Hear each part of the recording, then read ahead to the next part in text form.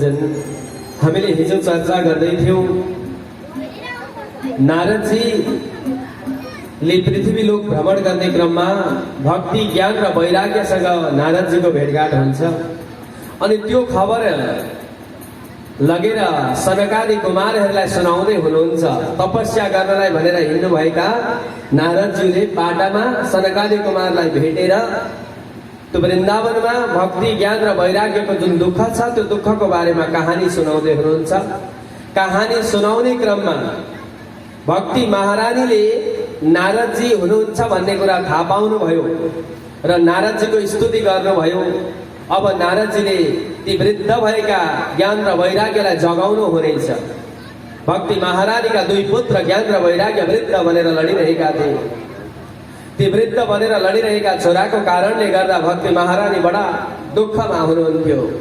त्यो दुःखको बेलामा नारदजीले अब साथ दिनुहुन्छ भन्ने उहाँले आशा गरेर नारदजीको दिव्य स्तुति गर्नुभयो भन्ने सम्बन्धका कथा हामीले हिजो बेलुका सुनेका थियौँ। हिजो छुट्नु भएको थियो भने पनि यति हुँदा बुझ्नुहुन्छ। अब भक्ति महारानीलाई भन्नुहुन्छ नारदजीले, उहाँले यही कुरा उहाँ लगेर सुनाउँदै हुनुहुन्छ सनकादि कुमारहरूलाई। यही कथा नैमिषारण्य नाम गरेको पावन भूमिमा सौनकादि 88,000 ऋषिमुनिहरूलाई सुत पौराणिक गुरुले बताउनु भएको छ। यही कथा हजुरहरूलाई आज हामी यहाँ पौडेल परिवारको घरमा सुनाउँदैछौँ। त्यतिखेरको सत्य कथा आजसम्म पनि जस्ताको तस्तै गुरु शिष्यको परम्परा हुँदै हुँदै गुरुबाट हामीलाई प्राप्त भएको ज्ञान हजुरहरूलाई हामी प्रस्तुत गर्दैछौँ। यहाँ पनि भन्नुहुन्छ नारदजी भक्ति महारानीलाई स्तुति पश्चात प्रसन्न भएर, वृथा खेदयसे बाले अहो चिन्ततुरा कथाम् श्रीकृष्णां चरणाम्भोजं स्मर दुःखं भविष्यति। हे भक्ति, किन चिन्ता गर्छौ तिमी? नारदजीले भक्तिलाई सम्झाउँदै हुनुहुन्छ। तिमी चिन्ता गर्नु पर्दैन, चिन्ता गर्नुपर्ने कुनै कारणै छैन। तिमीले एकचोटि भए पनि भगवान कृष्णलाई सम्झौ त एकछिन। ती भगवान श्रीकृष्णले अहिले पनि कहीँ जानु भएको छैन, तिम्रो दुःखलाई हरण गरिदिनुहुन्छ। स्मरः दुःखम गमिष्यति। तिमीले सम्झ्यौ भने भगवान आएर दुःख हरण गर्नुहुन्छ। सम्झिँदाखेरि नि भगवानलाई हामीले सम्झ्यौँ भने नि भगवान तुरुन्तै आएर हाम्रो पनि दुःख हरण गर्नुहुन्छ। हजुरलाई हो जस्तो लाग्छ कि होइन जस्तो लाग्छ? शङ्का लाग्यो भने म भनिदिन्छु। कुनै बेलामा आपत परेको बेला तपाईँ भगवानलाई किन सम्झिनुहुन्छ? त्यो आपतबाट छुटकारा पाउनलाई सम्झिनु भएको हो नि, होइन? सहजमा सम्झिँदैन अरे संसारका मानिसहरूले आपतमा सम्झिन्छन्। यो प्रसङ्ग आयो हजुरहरूलाई म बताउँछु। अब मानिसहरूले आपत पर्दा मात्र 3 जना व्यक्तिलाई 3वटा चिजलाई सम्झिन्छन् अरे संसार आपतमा मात्र। तर शास्त्रले भन्छ ती 3वटा व्यक्तिलाई 3वटा चिजलाई नि सहजमा पनि सम्झिने मात्र मान्छे हो। यदि आपतमा मात्र सम्झिन्छ भने त्यसलाई मान्छे पनि नभन्नु भन्छ शास्त्रले। त के 3टा? अन्ते नारायण स्मृति। आखिरी आपत पर्दा सम्झिने त त्यही हो। राम राम राम राम राम भनिन्छ नि आपत पर्दा, हो कि होइन भन्नुहोस् त? आज त रामनवमी हो, भगवान रामको जन्म उत्सव पनि होइन।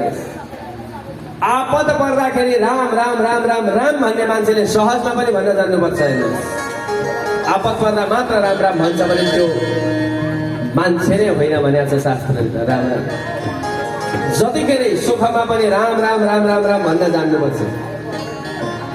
दुःखमा त जसले पनि भन्छ नि। एउटा भगवानको नाम राम भने पनि, कृष्ण भने पनि, शिव भने पनि, विष्णु भने पनि, हरि भने पनि, जे भने पनि भगवानको नाम हो एउटा कुरा। 3टा चिज भनेको थिएँ नि मैले। आपतमा सम्झिने 3टा मात्रै छ है संसारका मान्छेले। हजुर हामी सबै आपतमा सम्झिने भनेको कि राम भन्छौँ, हे राम भन्छौँ, राम राम राम राम राम राम भन्छौँ, आपत परेको बेलामा भुइँचालो आओस् न, अर्कै धर्मको मान्छे पनि भाग्छ राम राम राम राम राम भन्दै, होइन? बिर्सिन्छ एकछिन त म कुन धर्म। सत्य त राम हो नि त, राम नाम सत्य हो, अरू के छ सत्य? यो आपतमा मात्रै हामीले सम्झ्यौँ भने हामी के हुन्छौँ आफै बुझ्नु होला। सहजमा पनि सम्झिनु पर्यो। अब दुईटा चिज छन् आपतमा सम्झिने, अरू दुईटा के होला? एउटा हो आमा। आमा, छोराले आमालाई वृद्ध आश्रममा लगेर राखेको छ भने पनि नि त्यो छोरालाई ठेस लागोस् त त्यसले आइए नि आमा भन्छ। हेर्नुहोस्, अघि सहजमा आमालाई त्यही छोराले लगेर राखेको वृद्ध आश्रममा, उसलाई ठेस लाग्दा चोट लाग्दा काँडो बिच्दा के भन्छ? आइए नि आमा भन्छ कि राम भन्छ कि आमा भन्छ, यो दुईटा हो नि भन्ने। अब एउटा बाबा,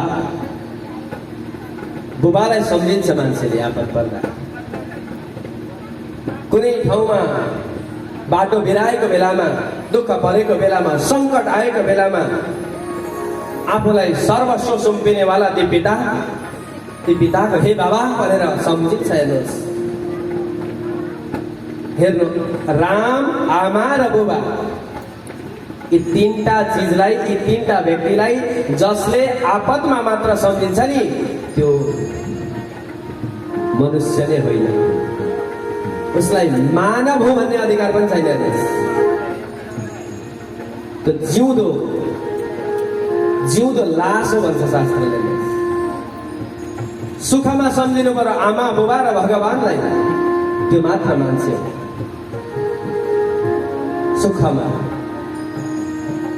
सुखमा पनि सम्झौँ न, राम्रो खाना पाएको बेलामा पनि बुबा आमा र भगवानलाई सम्झौँ। मिठो कुरा पाएको बेलामा, राम्रो कुरा लाउन आँटेको बेलामा पनि हुनुहुन्छ, जीवित हुनुहुन्छ, उहाँहरूलाई पहिले सम्मान गरौँ। जीवित हुनुहुन्न, मृत्यु भइसक्नु भएको छ भने पनि पितृको रूपमा सम्झौँ न बुबा आमा र भगवान। पहिले बुबा आमालाई सम्झिने अनि भगवानलाई सम्झिने बानी बसाल्यो। सधैँभरि सुखमा शान्तिमा पनि सम्झ्यौँ भने हामीलाई दुःख हुँदै हुँदैन। हेर्नुहोस्, बिर्सेको कारणले हामीले हो दुःख पाएको। जब बिर्सिन्छौँ तब हामीले दुःख पाउँछौँ। भगवान, बुबा आमा। अब हेर्नुहोस् है, फेरि यो चाहिँ हामी हिन्दू धर्मावलम्बीलाई मात्रै रहेछ, अनि हाम्रो नेपालमा मात्रै रहेछ आमा बुबा र भगवानलाई सम्झिने भनेर नसोच्नु होला। विश्व ब्रह्माण्डमा जहीँ पनि सम्झिने यिनै तीनटा कुरा हो। अङ्ग्रेजी बोल्नेले के भन्छन् आपत पर्दा? ओ माई गड भन्छन्, होइन?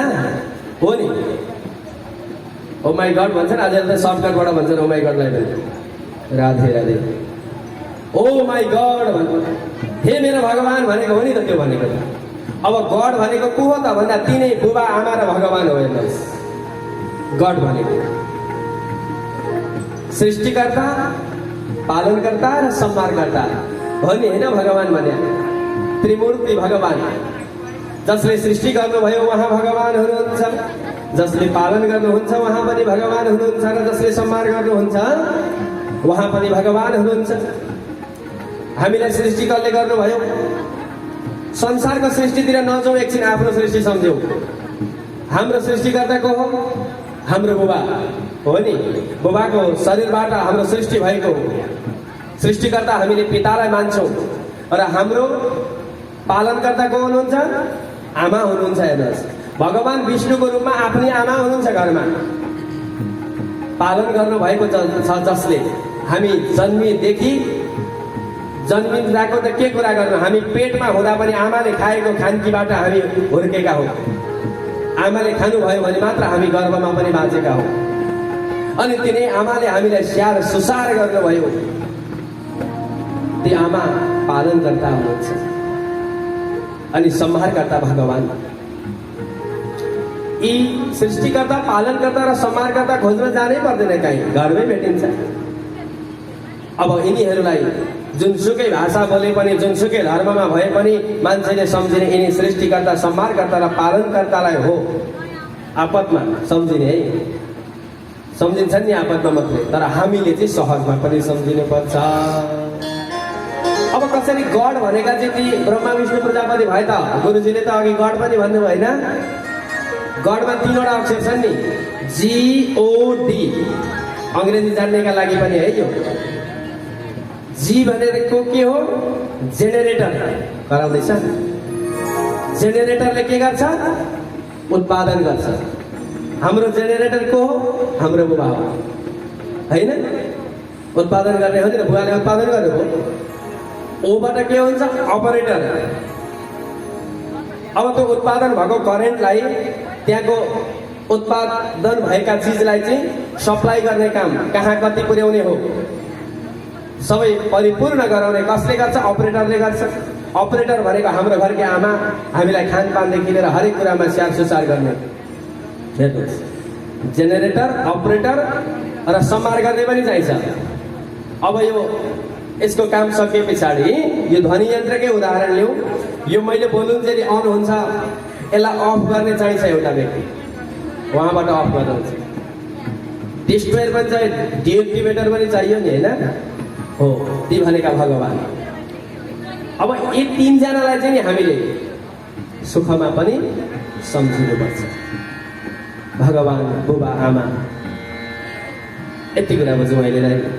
श्री भागवत भगवानको यहाँ भन्नुहुन्छ नारदजी, द्रौपदी च परित्राता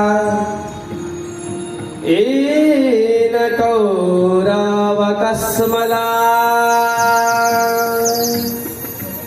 पालिता गोपसुन्दर्यः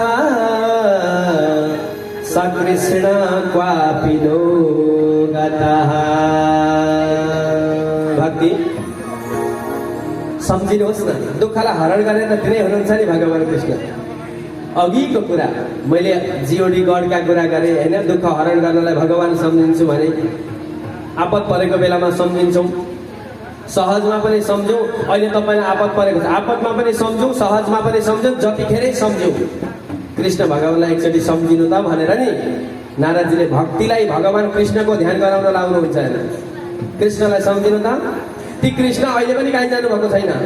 कृष्ण कहाँ हुनुहुन्छ? यही हुनुहुन्छ सूक्ष्म रूपमा, हामीले देख्न नसके पनि कृष्णले हामीलाई देख्नु भएको छ।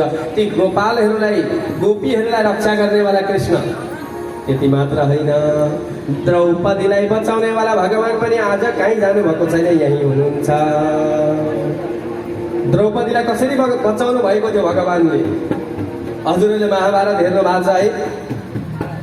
महाभारतमा के भयो भने भाइ भाइको युद्ध भयो, धर्म र पापको युद्ध भयो, पञ्च पाण्डव र कौरवको युद्ध भयो। युद्धभन्दा पूर्व नि जुवा खेल भयो। हेर्नुहोस्, जुवा चाहिँ मनोरञ्जनका लागि पनि नखेल्नु भन्छ शास्त्रले। जुवा खेल्नु भनेको चाहिँ झगडा निम्तो गर्नु हो। तपाईँको घरमा झगडा चाहिएको छ भने जुवा खेल्न थाल्नुहोस्, आफै झगडा सुरु हुन्छ। साथी साथीमा मनोरञ्जनको लागि मात्र भए पनि जुवा खेल्नु हुँदैन। हुँदैन भन्ने उदाहरण महाभारतबाट सिक्नुहोला। महाभारतमा नि जुवामा कस्तो दाउ लगाउने न्युमा, अब अलिकति दाउ लगाउँदा जितिन्छ होला राज्य भनेर लगाउनु भयो पञ्च पाण्डवले। सबै कुरा दाउ लाउँदा लाउँदै भयभरको सम्पत्ति सबै सक्यो। अन्तिममा पञ्च पाण्डवले दाउ लगाउने केही पनि भेटेनन्, मनमा चाहिँ जित्छु जस्तो लागेको छ। राज्य नै जितिन्छ। जित्दाखेरि ती पञ्च पाण्डवले आफ्नो पत्नी द्रौपदीलाई दाउमा राख्दछन्। केही छैन, सम्पत्ति भएको सम्पत्ति एउटी पत्नी रहेछन्। अब 5 जनाकी पत्नी हुने द्रौपदी। अब यिनीलाई राखिदिउँ भनेर अर्जुनले भन्नुहुन्छ। अर्जुनले हो धनुष यज्ञबाट ल्याउनु भएको द्रौपदीलाई, होइन? अब द्रौपदीलाई जुवामा राख्दाखेरि छल कपट गरेर दुशासनहरूले, दुर्योधनहरूले, शकुनीले छल कपट गरेर द्रौपदीलाई पनि उनीहरूले जित्छन्। पञ्च पाण्डव हार्नु पर्दछ। अब यतिखेर हेर्नुहोस् है, कस्तो खतरनाक डरलाग्दो कुरा आउँछ यहाँ, भन्न पनि गाली लाग्छ। जब दाउमा जिते नि कौरवले, त्यो भाइकी बुवा श्रीमती भाइहरू, अब भाइ दाजुहरू, पञ्च पाण्डव त भाइ दाजु नै भयो नि त। दाजुभाइकी श्रीमतीलाई जुवामा जितेर के चाहिँ गर्नु तिनलाई? अब इज्जत लुट्नु पर्यो भनेर निर्णय गरे कौरवहरूले। पापी छ नि त उनीहरू। पापीलाई के इज्जत, इज्जतको मतलब उनीहरूलाई थाहा छैन। अब इज्जत लुटेर नाङ्गे झार बनाइदिनु पर्यो भन्ने सोचेर द्रौपदीका वस्त्र उतार्न सुरु गरे दुशासनले। कौरवले कस्तो कहानी लाग्दो कहानी छ त्यहाँ। वस्त्रलाई लुच्न लागे। त्यहाँ पञ्चपाण्डव त्यही हुनुहुन्छ। हेर्नुहोस् है, अब द्रौपदीको बिजोग हेर्नुहोस्। आफ्ना 5-5 जना ती बलवान ती वीर पुरुष पञ्चपाण्डवहरू युधिष्ठिर, भीम, अर्जुन, नकुल, सहदेव सबै त्यही छन्। उनीहरूले अब केही बोल्न पाउँदैनन् किनकि हारेका छन्।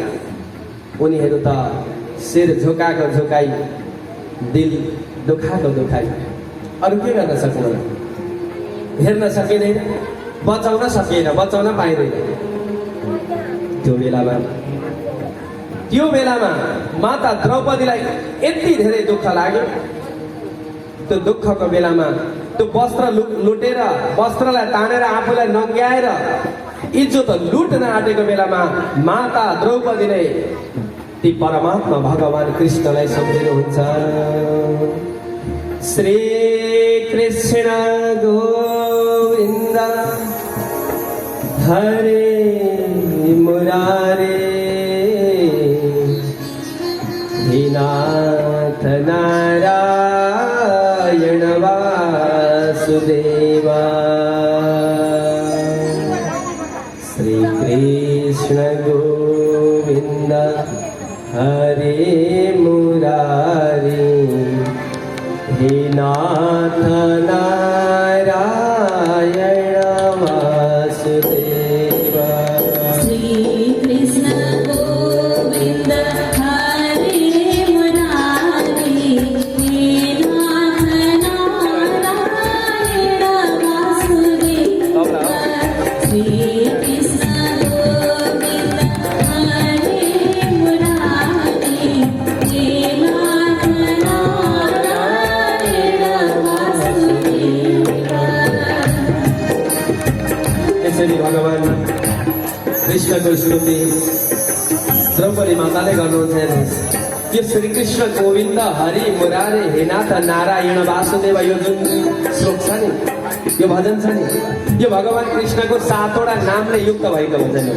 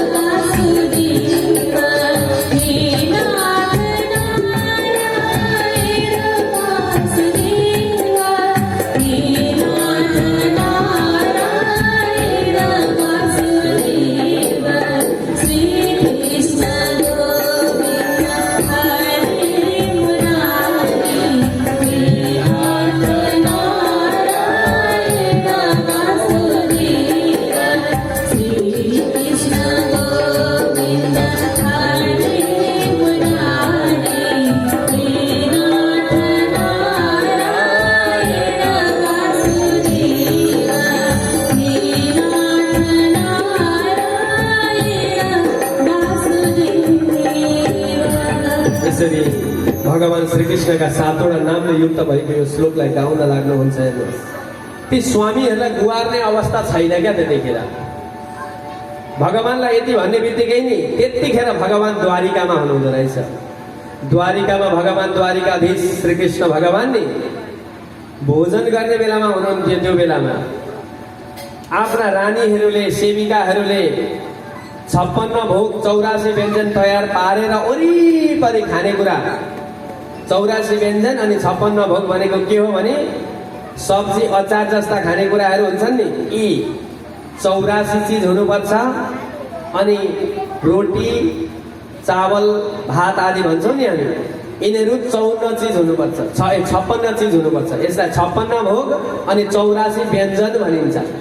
ती 56 भोग र 84 व्यञ्जन वरिपरि राखेर भगवानले अब ग्रहण गर्ने बेला भएको थियो। साह्रै भोक लागेको थियो भगवानलाई। यसरी द्रौपदीले उताबाट चिच्याउँदै छिन्, उनको इज्जत लुटिँदैछ। यता भगवान भोजन ग्रहण गर्नका निमित्त हातमा पानी राखेर अप्सानी लगाउन आँट्नु भएको छ।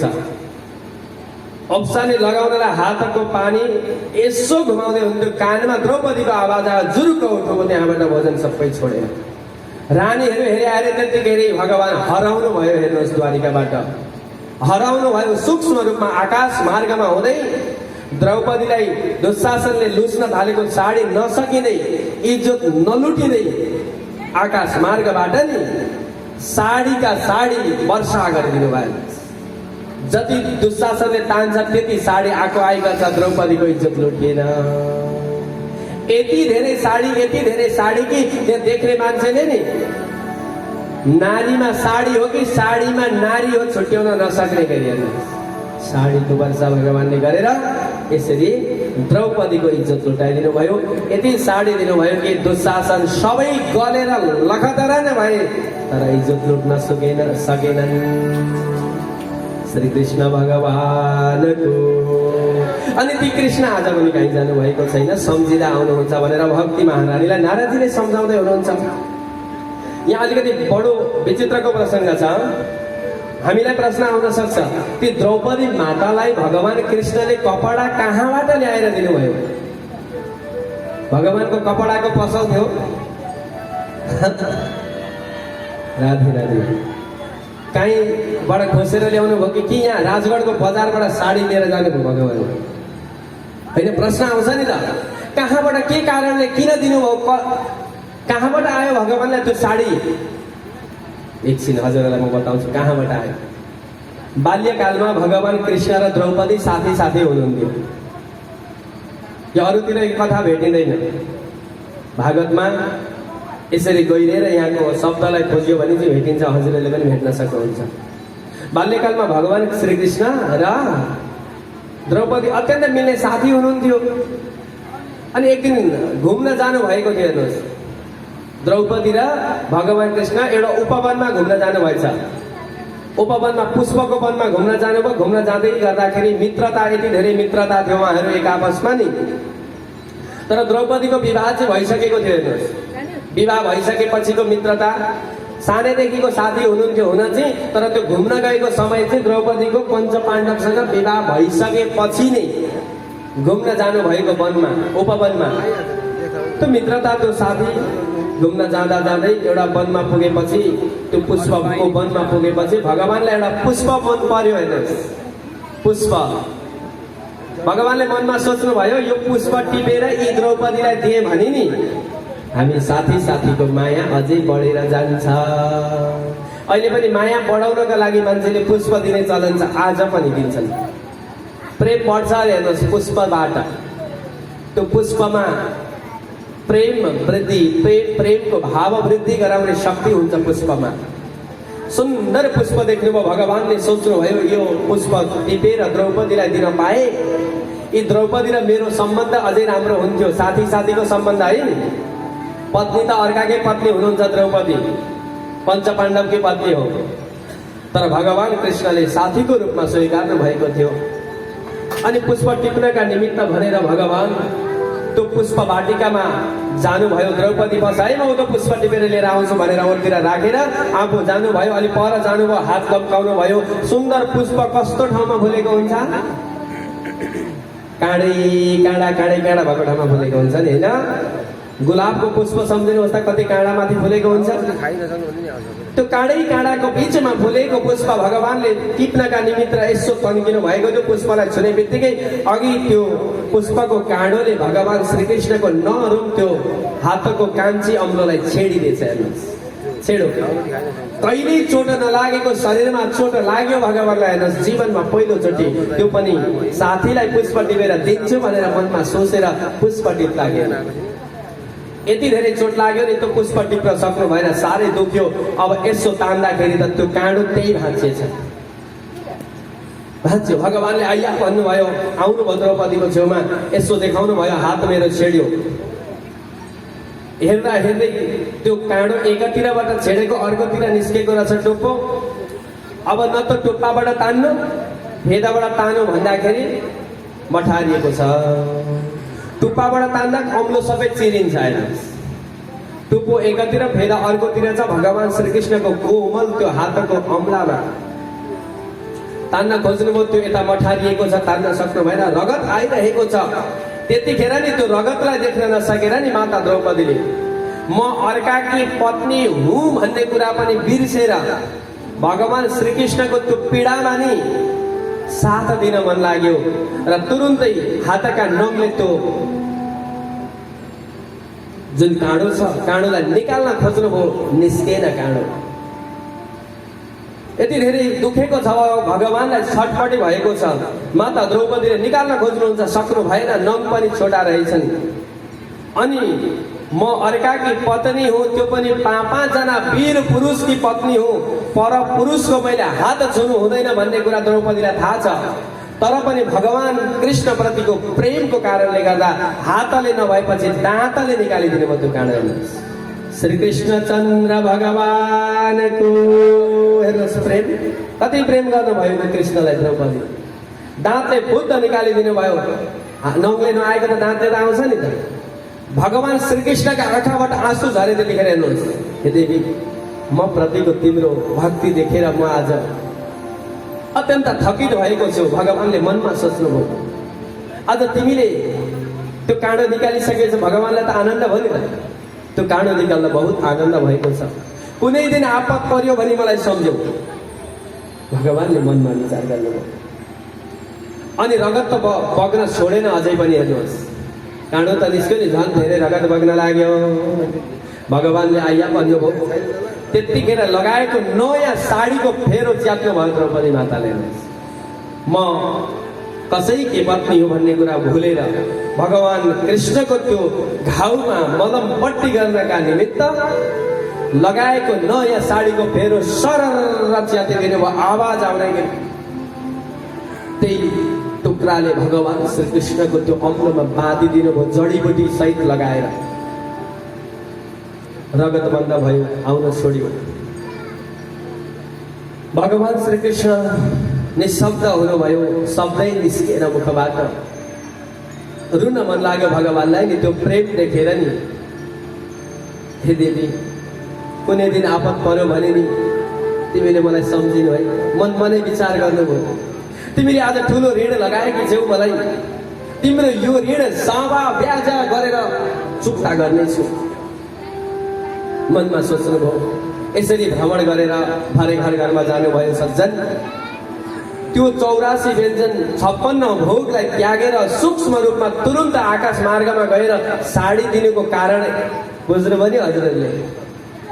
त्यो एउटा टुक्रालाई नि भगवानले कति टुक्रा बनाउनु होला, कति दिनुभयो हेर्नुहोस्। यदि माता द्रौपदीले त्यो गुण भगवानलाई लगाउनु भएको थिएन भने के हुन्थ्यो, इज्जत बाँच्थ्यो कि बाँच्दैन त्यो हामी चाहिँ जान्दैनौँ। तर यो गुण लगाउनु भएको छ। भगवानलाई ऋण लागेको थियो माता द्रौपदीबाट, त्यही ऋण तिर्नु भएको हो। त्यो एक टुक्रो साडीले गर्दाखेरि सम्पूर्ण इज्जत बच्यो माता द्रौपदी। हामीले पनि नि झुकेर भए पनि कुनै दिन एउटा वस्त्रको टुक्रो भए पनि भगवानलाई अर्पण गरेका छौँ भने नि गरिब दुखीका नाममा, भगवानका नाममा, दीन दुखीका नाममा केही वस्त्र आदि दान गरेका छौँ भने हामी नाङ्गिनु कहिले पनि पर्दैन सज्जन। हामीले श्रृङ्गार सामग्रीहरू भगवानलाई चढाएका छौँ भने नि त्यति सजिलै हाम्रो सिउँदोको सिन्दुर पुच्छिँदैन सज्जन। सौभाग्य सामग्रीहरू अर्पण गरेका छौँ भने, कसैलाई दिएका छौँ भने।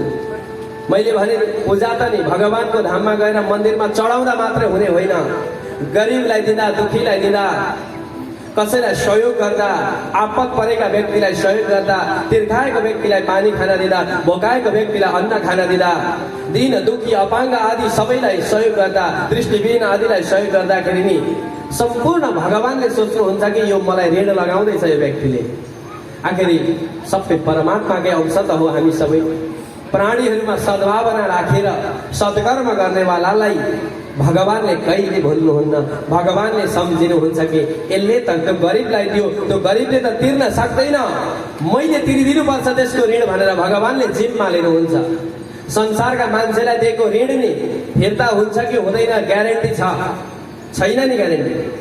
तर परमात्मालाई दिएको ऋण सावा ब्याज सबै फिर्ता हुन्छ। शास्त्र छ प्रमाण। यो शास्त्र त झुटो होइन, यो शास्त्रमा लेखेको शब्द त कुनै पनि झुटो छैन।